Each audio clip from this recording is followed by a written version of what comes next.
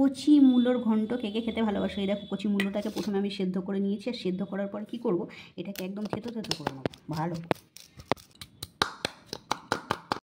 এই যে এইভাবে মূলোটাকে বেশ ভালো করে থেতো করে নিয়েছি একদম। প্রথমে কড়াইয়ের মধ্যে দিয়ে দেবো কালো জিরে, এইবারে দিয়ে দেবো এই যে থেতো করা মূলো,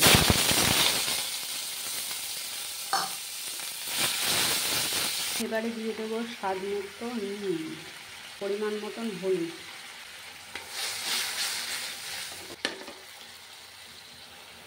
এবারে দিয়ে দেবো একটু অল্প একটু চিনি। এবারে বেশ ভালো করে জলটা টানিয়ে নিতে হবে।